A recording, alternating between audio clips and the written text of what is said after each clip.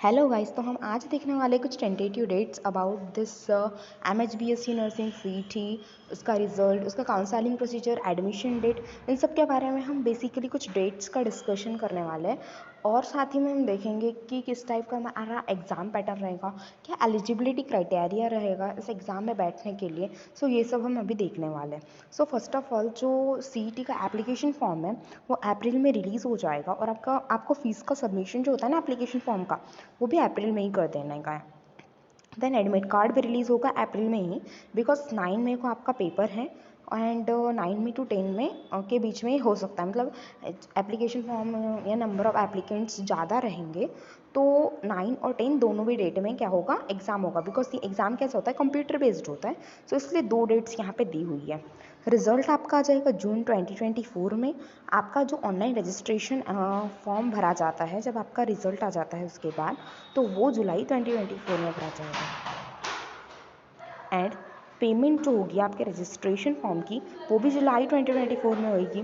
फिर जो coloured scan documents होते हैं वो आपको अपलोड करना होता है, तो वो भी आपको जुलाई में ही करना है। उसके बाद आपके जो डॉक्यूमेंट्स होते हैं उनका वेरिफिकेशन होता है, तो वो भी जुलाई में होगा। एंड उसके बाद मेरिट लिस्ट का पब्लिकेशन होता है, वो भी जुलाई में ही होगा।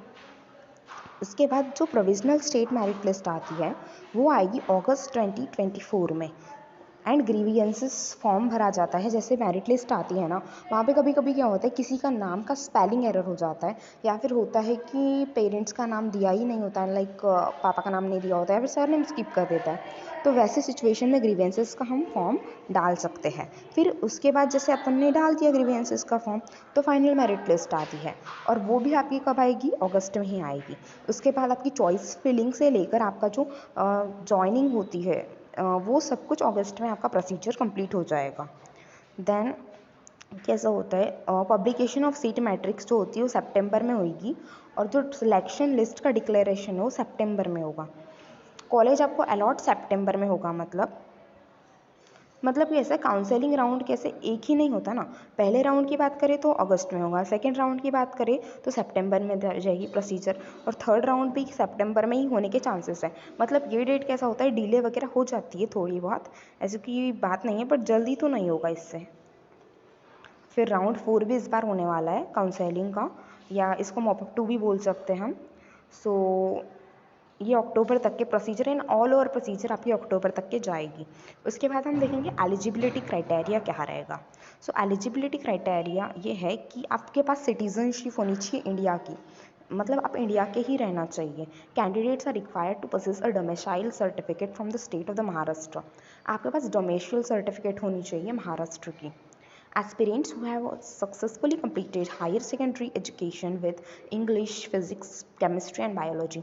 ऐसा है, आपको PCB ग्रुप से होना कंपलसरी, और इंग्लिश तो कंपलसरी सब्जेक्ट होता ही है जब हम 12th में होते हैं तब। आपके मिनिमम एज जो है वो लाइक 17 ईयर्स होनी चाहिए। 31 दिसंबर से अगर हम देखें तो 31 दिसंबर 2023 का, या 2024 का, सॉरी। सो आप तब तक 17 के हो जाना चाहिए। और यहाँ पे कुछ रिलैक्सेशन वगैरह दिया जाता है according to caste and disability वगैरह। फिर सक्सेसफुली आपका CET का जो 2024 का जो फॉर्म है वो भरा हुआ होना चाहिए। महाराष्ट्र BSc नर्सिंग CET का जो सिलेबस की बात करें, अगर हम सिलेबस की बात करने जाएँ तो केमिस्ट्री, बायोलॉजी, इंग्लिश, ये सारा जो भी है ना, फिज़िक्स वगैरह, ये सब कुछ आपके HSC के सिलेबस से ही आएगा। मतलब 12th स्टेट बोर्ड्स की पढ़ाई आपको अच्छे से करनी है, क्योंकि सिलेबस वही है इस CET के लिए। उसके बाद एग्ज़ाम का पैटर्न कैसा रहेगा, तो MCQs बेस्ड से सारा पेपर होता है। टोटल आपके कितने होते हैं क्वेश्चंस, 100 क्वेश्चंस होते हैं। आपको टाइम जो होता है वो 1 आवर 30 मिनट्स का दिया हुआ होता है। और लाइक स्कोरिंग सिस्टम में कोई नेगेटिव मार्किंग वाली चीज़ें यहाँ पे है नहीं, तो ये एक एडवांटेज होता है इस एग्ज़ाम का। और लेवल ऑफ क्वेश्चन की बात करें तो मीडियम लेवल के होता है, या you can say easy to medium level होता है एग्ज़ाम का। So this was all for today's video. Thank you. Like, share and subscribe the channel. Goodbye.